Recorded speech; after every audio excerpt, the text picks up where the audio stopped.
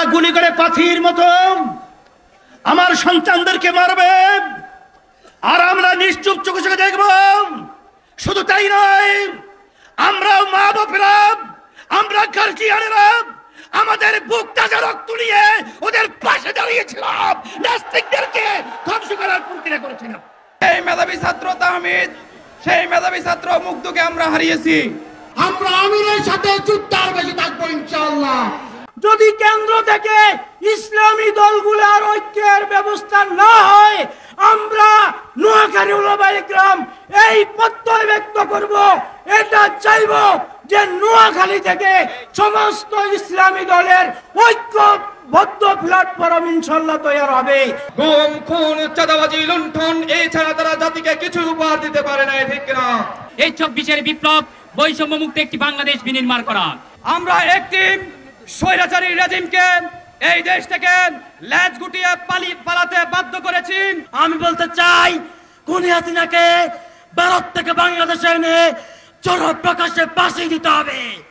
তারা আমাদের উপর জুলুম করেছে, এদেশের মানুষের ভাতের অধিকার তারা কেটে নিয়েছে। সরকারের কিছু এজেন্ট বর্তমান অন্তর্বর্তী সরকারের সরকারের মধ্যে ঢুকে পড়েছে।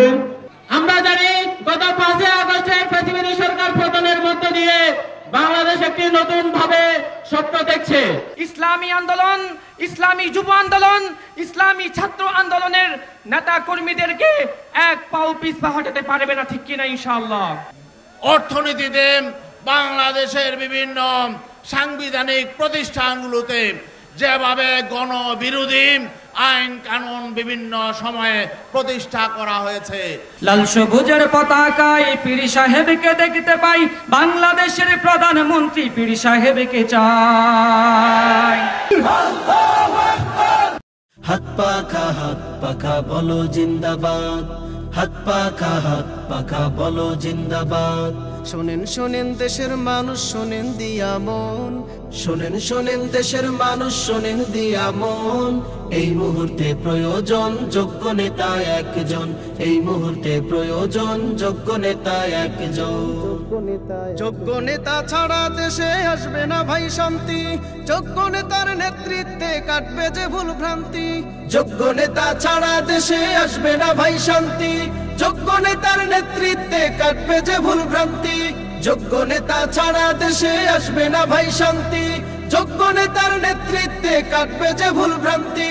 সোনালী দিন আনতে ফিরে, সোনালী দিন আনতে ফিরে, সবাই মিলাও হাতে হাত।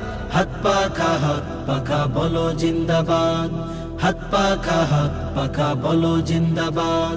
শোনেন শোনেন দেশের মানুষ, শোনেন দিয়া মন, শোনেন শোনেন দেশের মানুষ, শোনেন দিয়া মন।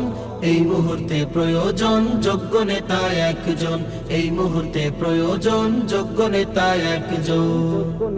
যোগ্য নেতার নেতৃত্বে দেশ হবে গঠন, থেমে যাবে দুর্নীতি আর জুলুম নির্যাতন। যোগ্য নেতার নেতৃত্বে দেশ হবে গঠন, থেমে যাবে দুর্নীতি আর জুলুম নির্যাতন। যোগ্য নেতার নেতৃত্বে